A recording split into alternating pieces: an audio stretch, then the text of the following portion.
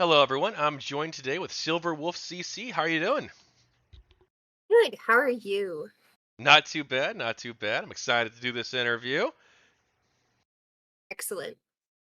All right, well, hey, let's just start off light. Tell me about your GamerGate experience. Oh, let me stop the echo because I'm dumb. All right. So I actually came from it from a completely different perspective than I think anyone else. I started off as very anti-GG kind of. I came in as like a Zoe Quinn fan and a total hardcore feminist SJW. And everybody was very nice to me, and I was like really shocked. I was like, no, come on, fight me, I'm here to fight you guys. And instead they were just like, so did you read the Zoe post? And I was like, no, why would I go look at revenge porn? And they were like, okay, well, first of all, no, that's not what it is, and secondly, you should really read it before you start trying to defend stuff here. So once I read it, I realized, oh, wow, she's a lot like my abuser. And I had a very, very hardcore moment where I had to just completely is everything I thought I knew and had established. And I thought I was like past the trauma. I thought I was like past everything. I just literally finished with counseling and therapy of like 20 years. I was in it from age 8 to 28. I was like, I'm done. I'm good. there's no problems. I've gotten over everything, but it was like a very, very large spotlight on all the things that I had not finished with after all. So, once I started doing that, I had to like really come and look at things from a different perspective entirely. So, it was a very severe moment. You say that you were a social justice person. What did that mean to you? So both my parents are kind of very hardcore yuppies. They're activists. They're uh both they went to Framingham College and they met each other there, and they've always been like heavily involved in the community and that kind of thing. They did environmentalism. My dad brought me up being like, you have to save the world kind of thing, and very, very hardcore. So I was literally going to town hall meetings when I was very young, like 8 years old and things.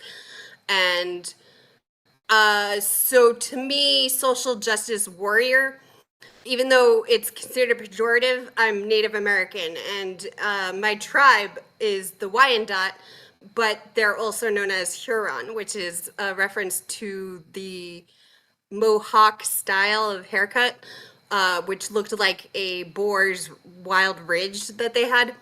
That's what it meant in French. And while it was meant to be kind of insulting, my entire like ancestors just took it as like, yes, whatever you say is what we are. We'll take it to mean something good. And my father, my mother, both of them have that very earnest perspective on things. So to me, social justice warrior was never like a bad thing. Like, yeah, I knew what it was meant to be, and that it was meant to be kind of like people who talk the talk but don't necessarily walk the walk.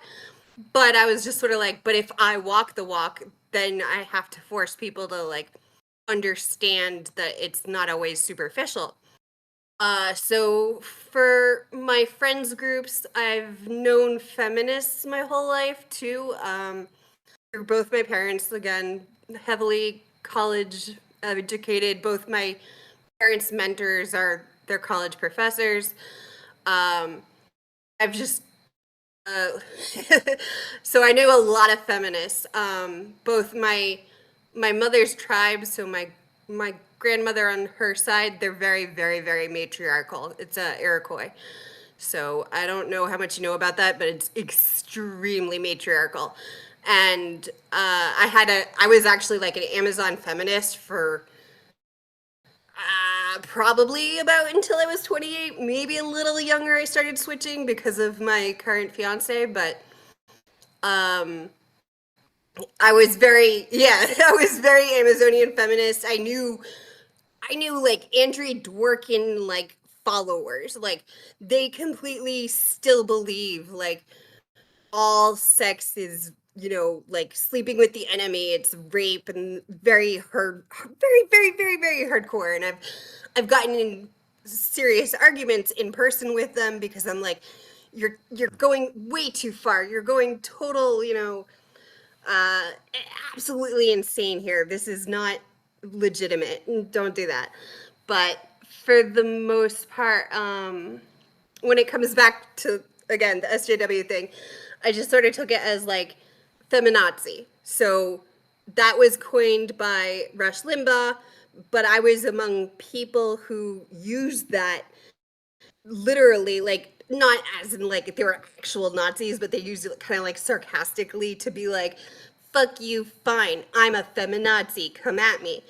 And that was just sort of my whole mindset for as long as I can remember.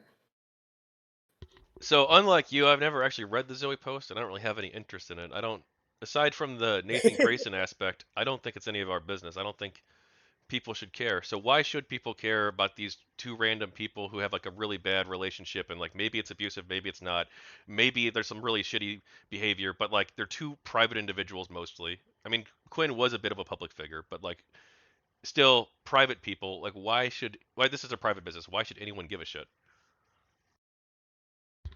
Okay, so I was a Zoe Quinn fan, loosely. Like, I believe, so I'm a director. And while I haven't personally experienced severe sexism, I was constantly told I would because, quote unquote, the only way to make it into Hollywood is, the Weinstein kind of stuff, like the casting couch, all that, and you couldn't be a director because old boys club, they just wouldn't let you in, all this other stuff. And I've been told that my whole life. I didn't even want to tell my father I wanted to go into directing until I got very, very sick. And it was like, if I can get past the illness, I'm definitely going to go into directing no matter what. But, so when Nathan Grayson first started writing about her, he mentioned how she stood up at the conference and walked out, and she was like brave and stuff, and all the thing about like the wizards. Okay, so I actually believed at the time, oh wow, she's making a depression, video game for free. These horrible men are like saying, oh, she's a woman, what would she know about depression, even though like statistically more women are diagnosed with depression.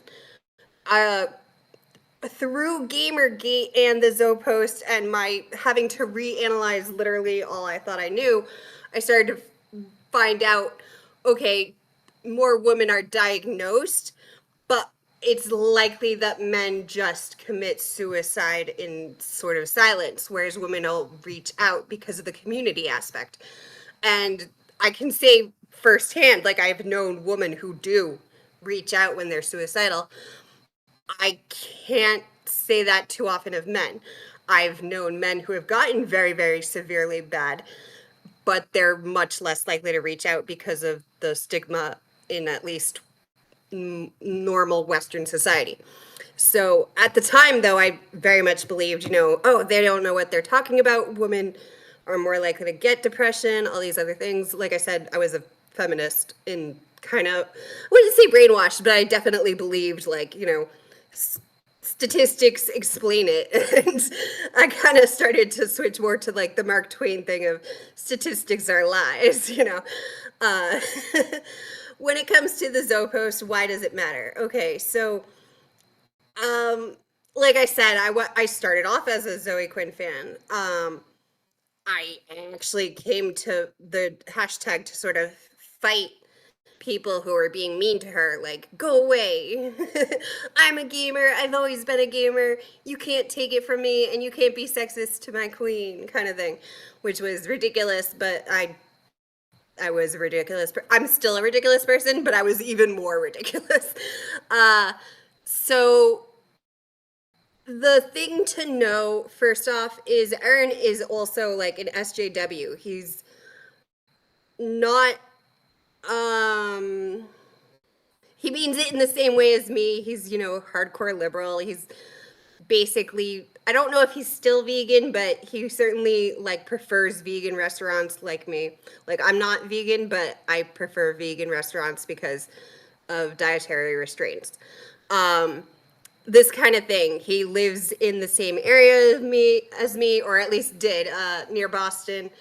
He we ran in almost completely parallel circles and circumstances. From while she was in gaming and like we both do some stuff with comic books, and mine is more indie and things. It's very, very parallel, and that's for me. It hits close to home. I think other people should care because what he exposed wasn't, deeply gory personal details as much as just the sheer hypocrisy in a lot of social justice circles, which Gamergate also exposed. A lot of people, when they see something like Gamergate, which they feel they can attack as being like, look at these bad, horrible, misogynist people, what they're actually doing is sort of covering up a lot of their own insecurities or problems. So, for instance, I have been a huge Moxie Fruvis fan, which is a Canadian band from like the late 90s. I've been a huge fan of them since I was in middle school. Like, one of my best friends had gotten their first album, which they can't even release anymore because of copyright. Originally, Dr. Seuss was saying his works could only be used after his death in educational, but you know how it is now, and you've seen probably, or at least seen commercials of like the Cat in the Hat movie, which is just not educational at all. But they had to take the song that they had for Green Eggs and Ham off of all production. And anyway, Jian Ghomeshi was like accused of some very serious rape and severe abuse allegations, literally because of enduring Gamergate, which is a thing Gamergate had a knack for doing almost accidentally. It really showed that anybody who was like, yes, I too will declare that Gamergate is all misogynist, horrible, monstrous, racist creeps, they tended to be heavily projecting or using it as a front to sort of direct away from their own personal issues. So once again, we have Graham Linehan. He was constantly going after a lot of people in Gamergate, especially if they were women or trans.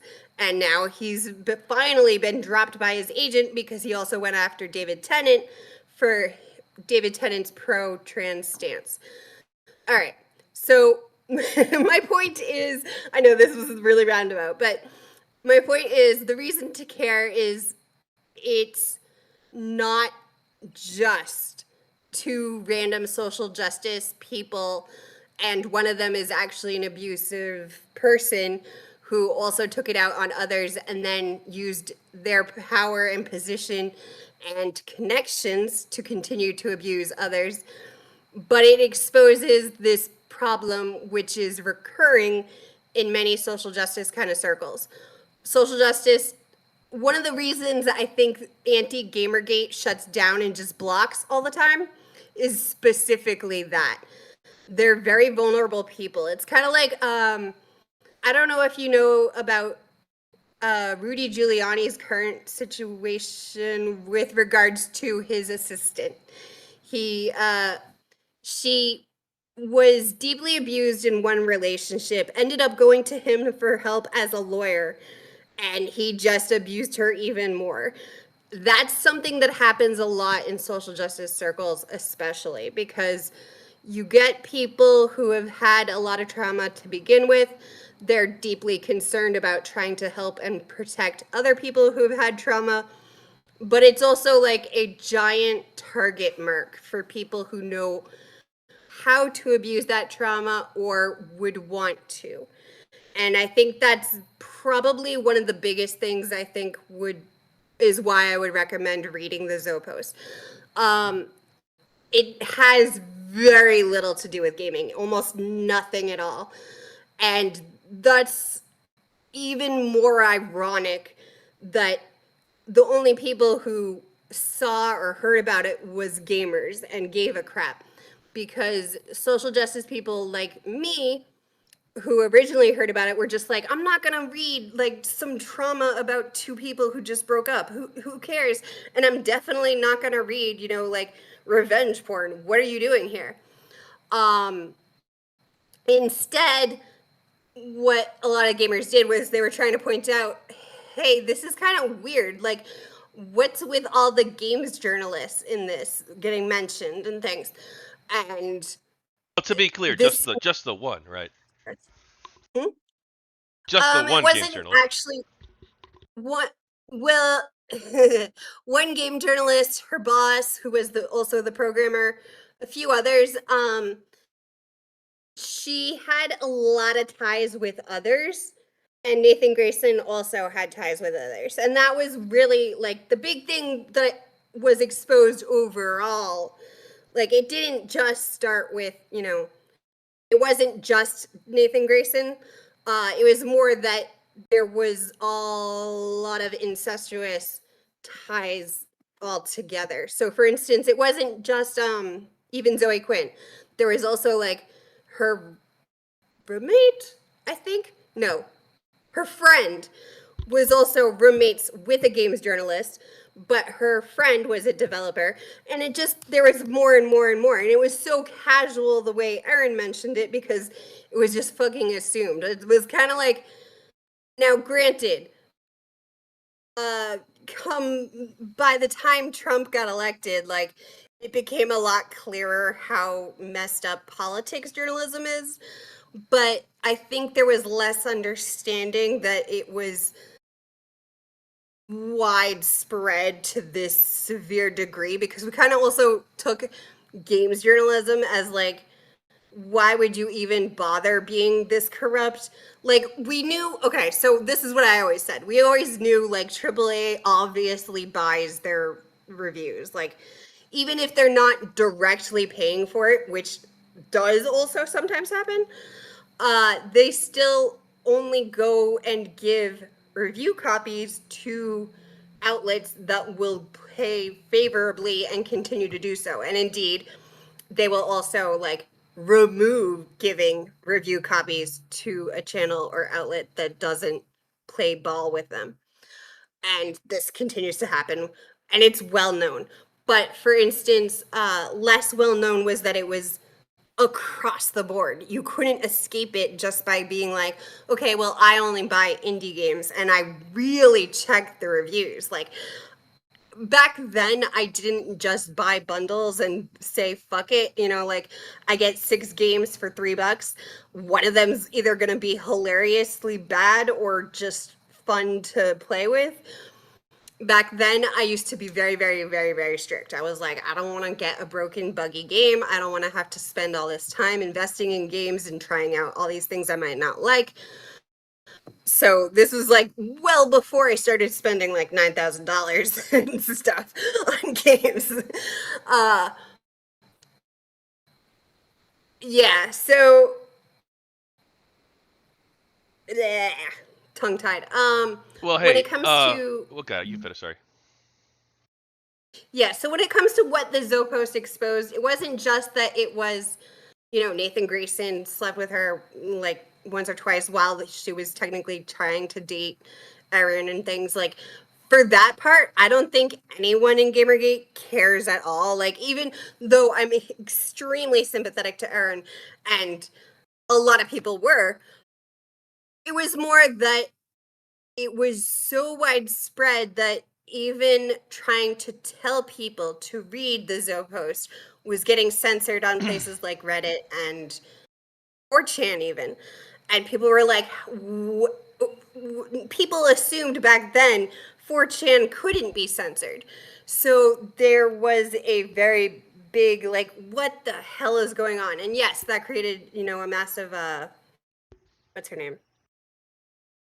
She tried to block out the pictures. Streisand, Barbara Streisand. Yeah. Yeah. So that created a stray sand effect of just everybody wanted to know, why is this getting blocked? Um, I don't know that it's important to still go read it unless you think, as I had previously before I read it, that, Zoe Quinn did nothing wrong and she's a sweet angel who deserves praise and protection. If you think that, definitely go read it, just make up your mind for yourself, critical thinking.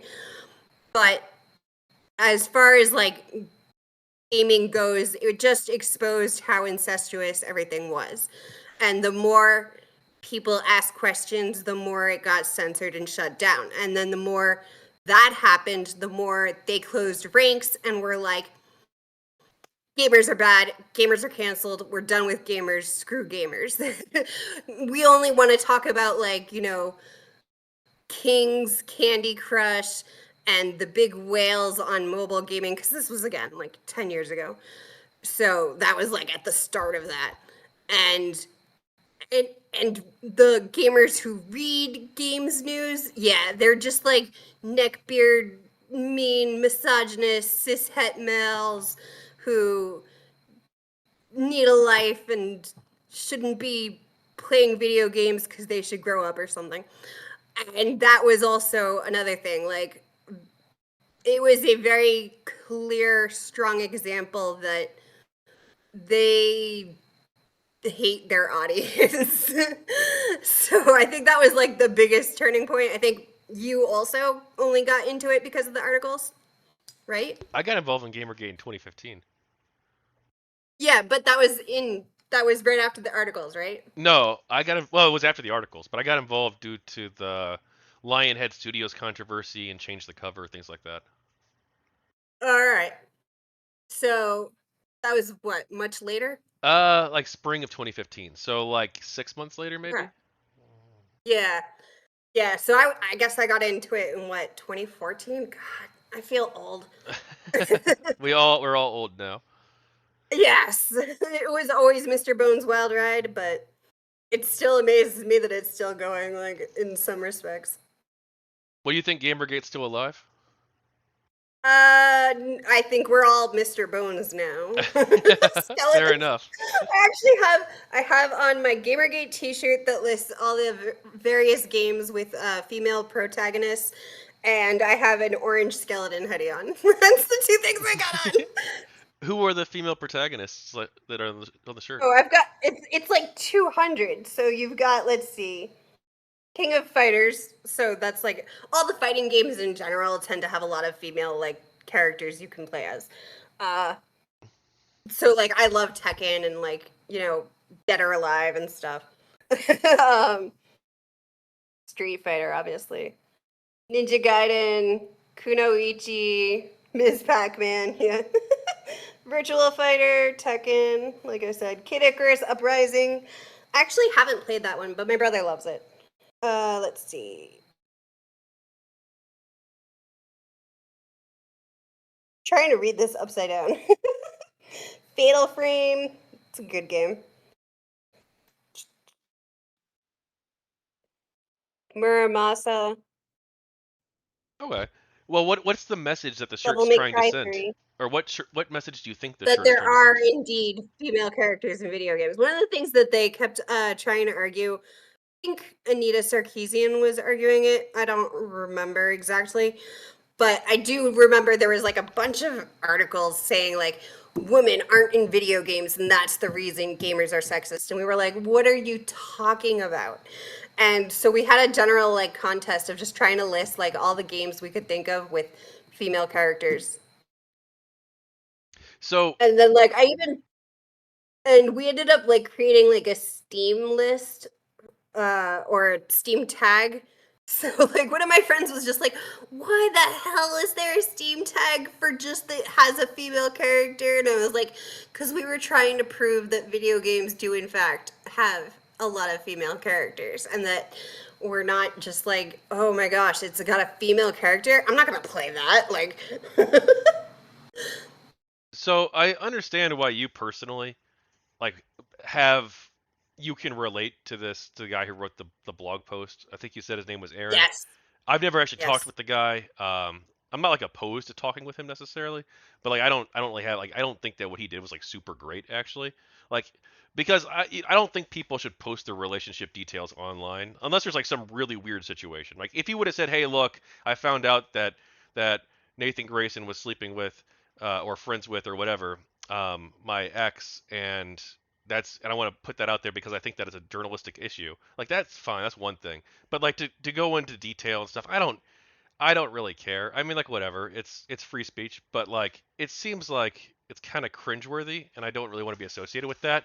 Why should other based people on what other care? people were talking I about mean, it. I mean, why should people in GamerGate care? Or do you think people do care? I think I'm not saying he's like a hero because he exposed Nathan Grayson and things. What he did was he was being gaslit, and this is something I personally also had to deal with because I was abused. So while I was being abused, I had to list everything almost that was said chronologically and keep records out my butt. I had reams of records because every time I would go to visit my fiance, right? Then just boyfriend, but they would come up with, they would create an emergency. And it was like extreme situations, but some sort of super big emergency that would force me to come home early. And they would just do it because they wanted like the attention and to fuck me up. And like to this day, I don't use Facebook because I know they'll triangulate my family against me for it. This was the problem Eron was having.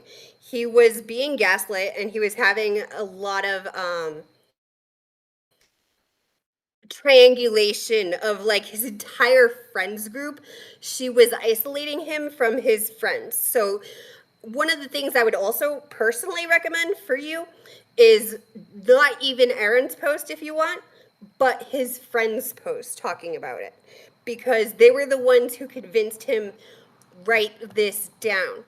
Expose it, write it down, because you are you're doubting your very sanity. Um, there was a not an anti-GGer, but somebody who came in extremely on the social justice side like me. They were closer to anti-GG than I would say pro-GG. They also released a series of videos explaining just like gaslighting and the abuse because they also recognized straight away what she did was very abusive. Um, and his post wasn't, it was not created to talk about journalism at all. Like he did not name all the guys. He did not mention like everything that happened.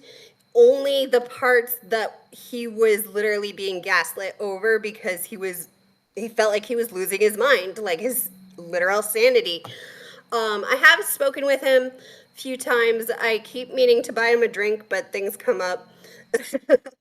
One of the things he was saying too was like he definitely didn't want like harassment or anything, like, or even it to get so explosive. It was, and I definitely empathize with that because back when I had first, like, even now, like, I will not name my abuser. Like, everyone who knows me knows who it is because they've heard me and my life story, but I don't want to, like, mention their, like, if they have a book or something or, like, any kind of job, I don't want to name them personally. I don't want them to Well, hang be, on. like, Oh, sorry, I'll let you finish your point, but I do want to interject here.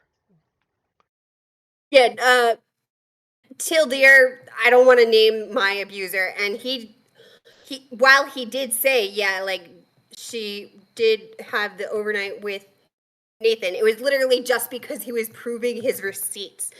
One of the things that happened was she was using her position to hurt him, and that's literally what happened. He had a lot Man, we of gotta put articles. allegedly in this stuff. We gotta put allegedly. I don't feel like getting sued. I I will say it was abuse because she can come sue me. I will fucking handle it. I'll be like, okay. prove you didn't. Well, actually, I don't think they would sue me um, because all I do is provide you a platform. But I don't know. Maybe I don't know the rules about this exactly. stuff. I have to look into it. You're allowed to interject and say allegedly, absolutely. I will say though, this is another reason I would strongly suggest reading it if personally before you talk about him, because one of the things that happened was Well, I don't. This is the he first. had a I've done lot a of bunch of GamerGate interviews. This is the first time he came up. So yeah, most I wasn't Gamergate planning is on just talking about like him at all. because most Gamergate is just like, look, we only want to talk about the ethics and the journalism. I'm like I said, I come from it from a completely different perspective. I was a former SJW. I was hardcore. I ran parallel life, and yeah, one of the things was he didn't want to name like, any of the people she slept with. There was like speculation about it. And I had avoided all of that because that was the part that I was like coming to Twitter to fight. I didn't want to go to the IRC chats because I thought that was like way too intense for me. I was like, I don't think so. Um, but what it did expose, again, he got so many articles hating on him and blaming him. And for instance, she sued saying because she had a Google alerts on her own name that every time anyone mentioned her at all on anything, then it was harassment. Okay. So that's where a lot of those articles come from, where they're saying, like, oh, all these people are harassing her. Because according to her, literally using her name was harassment. And this was how people started calling her literally who, because one, they were trying to distance from it. And two, if you used her name, it was considered harassment to her. So, You mentioned IRC chats. One such chat room where yes, this was discussed was hashtag burgers and fries. Is it naming a chat that's room correct. based on a joke about five guys, kind of sexist and slut shaming? Yes. That's why I didn't go there. I I mean, looking back, do I still feel that way? Yeah. I didn't go to the chat. I couldn't tell you if everybody there was like very vehemently, oh my god, she's such a slut, whatever. I don't know. I went to the Twitter tag because I thought I would find at least some of the crossover people. And instead, I found a lot of people being like, okay, well, even if we forget about her specifically, like forget about the Zoe post, all the rest, even though, again, a lot of them were actually like, why don't you go read it? Um, I was really surprised because they wanted to talk about the ethics in journalism. And I was like, yo, I've been hardcore on that since I was like 12. Like, not as much as the SGW thing, but yeah, like when I was 12, I wanted to be the journalist. I was like, yeah, that's what I'm going to do instead of directing. And I got very jaded very quickly because it was bad out there. So I had assumed for like, good 16 years, I was the only person who cared about that because I don't know if you remember, there was like 3 summers in a row. One was about shark attacks, one was about kidnappings, and then the third was like tiger attacks. And then after that, 9/11 happened, so everything was more about the war and stuff. But up until then, they just had like these bad summers, and that just drove me mental. So somebody saying like, "Yeah, I want to talk about the ethics in journalism," I was like, "By all means!" Like, yes. And that was a saving grace for me. Like while I'm sitting here having a meltdown about Zoe Quinn and like all my worldview crumbling down, that was like the one rock I had. I was like, I'm not alone in this thing I thought I've always been alone in. Awesome. So certainly I was very willing to talk about games journalists. And yeah, most gamers don't care because they are either aren't SJWs or just don't give a fuck. Like the thing that really spoke to them with regards to Eron was just how willingly journalists would dismiss or flame or like completely be like, yeah, he's an absolute monster. He is he is just rallying up all these misogynists on 4chan, and that's why 4chan had to like stop all discussion of it, which even then to me sounded a little odd. Like, what else does 4chan ban? Child porn, right? Anything else? Well, No? let's It's a little let's weird. let's try to go back a little bit to the burgers and fries conversation, if you don't mind. Okay. I've Again, I didn't go interviewed into the IRC stuff, but 8 years ago. I interviewed the owner of that chat room. I yes. guess you can call it an act of journalism too. But I interviewed him to Yes. find out why he did this, why he made this chat room. And I actually went there myself and alert to see what was going on. Um, Cool. some of the people there were saying sexist stuff. At least one person Oh, said that he wanted her to kill herself. I believe. I'd have to go back and find the exact message, but I did. was this 8 years ago or This just was this was recently? 9 years ago. Okay. This was well, so the interview was 8 years ago, but the post where the chat room message um, was from 9 years ago. And again, we don't really know who this person Yeah. was. It was just a pseudonymous Right. name that it IRC. could be Yeah. anybody. But he did Yeah. say he wants her to kill herself. Some of the people there were posting some pretty like fucked up, like disgusting stuff. Um, Yeah. the owner of the board of the chat room, uh, Thidran, who I might be interviewing to hear his part of this conversation, his part of the story. Um, again, I'll be interviewing him for a second time, I guess. He says that he condemns any sort of harassment and doxing, and that he didn't allow doxing on the forum, on the chat room. Um, Right. but it still seems like it's not great. It seems like these people, some of them, might have Yeah. actually been actual harassers and might have actually like wanted to harass Zoe Yeah. Quinn. I will say there are definitely actual harassers of Zoe Quinn in GG. Or at least tangentially, like they were either lurking on the tag or part of it. Like, yeah. She was harassed. I don't think that's deniable Well, in this do you think it's scenario. understandable that people who are opposed to GamerGate, they're like, you know what? Even if this Zoe Quinn person like is kind of a bad person in some ways, or who knows, right? Maybe she is, maybe she isn't. I don't really care. But even if she is like a bad person, like you probably shouldn't be like sending her bad messages and harassing her or doxing her or stuff, right? Like I they would mean, still say like, hey, this also stuff's bad, right? I also agree with that. And that was why I came to the Twitter hashtag because I don't agree with her being harassed. And back then I was her fan. And but even when I wasn't her fan, I don't want her harassed. That doesn't help anyone. It certainly doesn't help you, the person who is like outraged that she's abusive. Like assuming again, I know allegedly, but assuming she's abusive, right? And the person who abused me, I can testify was. I have also like hospital records for that, but they were more physically violent. Even then, I don't want them harassed either, and I certainly can. Like Eron didn't either, and I think one of the problems is like yes, if you're a journalist who is a friend of say Zoe and so forth, obviously like I wanted to defend and protect her, and I don't know her personally, I've never met her, but I was like I'm gonna go help her out, like strong queen, stay strong. I definitely understand that sentiment, and again, same thing with Anita Sarkeesian. Like I don't agree that simply saying the name is harassment.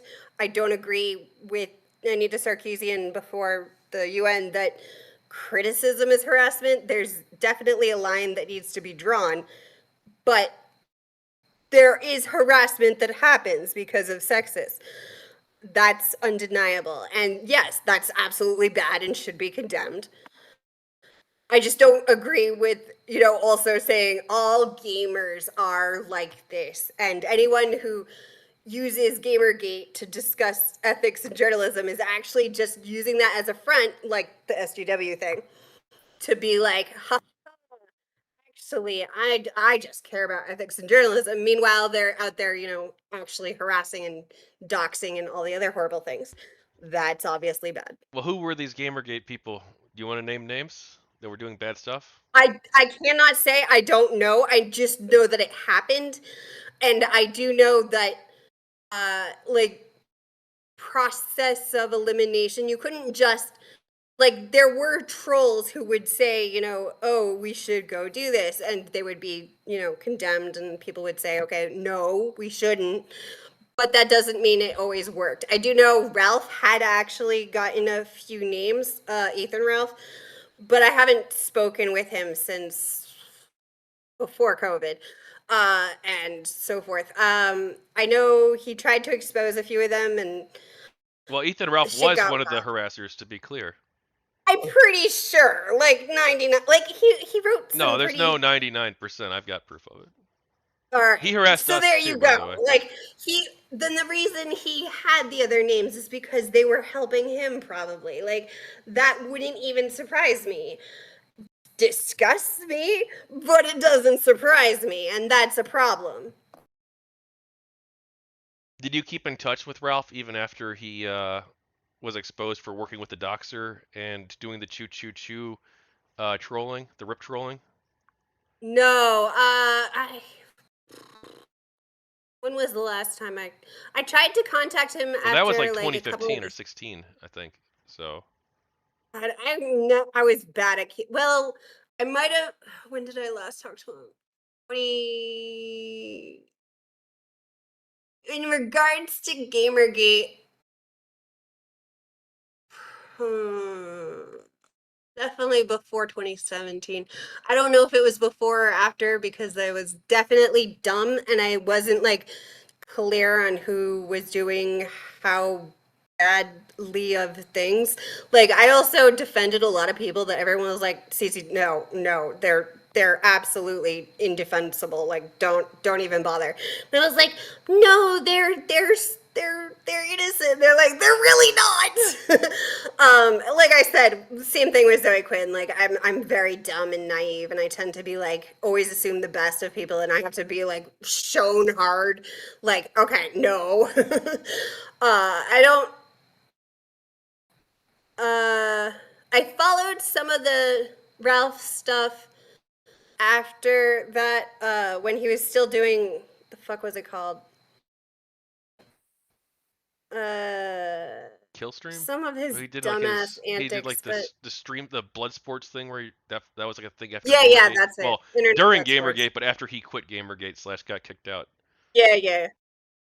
I followed it, but I wasn't paying or like on his side or anything or like defending him. I was just like, what are the white nationalist terrorists up to? Kind of like Nick Fuentes, It's always wild to me when we get like people from Gamergate in like the mainstream news. I'm like, oh fuck. So What's happening you now? mentioned that the anti-Gamergate people, I believe, as of 2019, I'm not looking into it since, at least 12 of them were accused of sexual misconduct. One of them was accused Yes. of terrorism. Another one was accused of something else. I forget what it was, but it's in my book. I actually was just looking up it a second ago, but this was like 30 minutes ago now. So I've been trying to take notes, but my note taking isn't as thorough as I'd always like. Anyway, a bunch of anti-Gamergate people did bad things. A bunch of pro-Gamergate people did bad things too. You're gonna have a large Indeed. amorphous group. You're gonna have what, probably 100,000 people at least on the Gamergate side, and like 10,000 people at least on the anti-Gamergate side. You're gonna get a large amount of people. Some of them are gonna be bad people. Like, why should we make generalizations based on these large communities of tens of thousands of people? Agreed. And I do think most anti-Gamergate just can't deal with the amount of like I don't want to say fact checking, more like identity checking almost of like Gamergate people of like, are you actually a good person or are you like a poison M&M kind of thing? Like, I don't feel like risking a mouthful just because not all of you are poisonous. Like, I know at least one of you is. I'm done. I don't need to deal with that and then just go block, which I think is fine. Like, it's understandable. Life is too short to spend a lot of time trying to suss this out if it's not going to affect you very personally. On the other hand, I've also had a lot of anti-Gamergate still be like, yeah, she was involved in Gamergate, and you need to like drop her from all volunteer organizations or anything she's done publicly, and you cannot add her as a friend on anything, which I don't like. I'm always like, I do not support harassment and things, and I'm not misogynist, but I understand, like, from the get go, I knew this was what was going to be the case when I had to, quote unquote, switch sides and be like, no, this is not what it seems. This is much deeper than you're giving it credit for. So, So, were you involved in the anti-Gamergate community at all? Like no, specifically? by the time that became like a Reddit and like a semi group circle on Twitter, where you had what's her face? Sarah Butts? Yeah. Yes. By the time that became a thing, I had already switched, if you will. But I did have a few people in real life kind of completely just be like, I can't handle you anymore. You're out. You're out of the group. And especially on because I used Tumblr back then. I was like I said, and especially Tumblr and a lot of the feminist groups. The feminist groups were the strongest, who were just like, no, no, bad CC. And it did cause a very big switch in me where I stopped being, I would say, I no longer called myself a feminist from that point.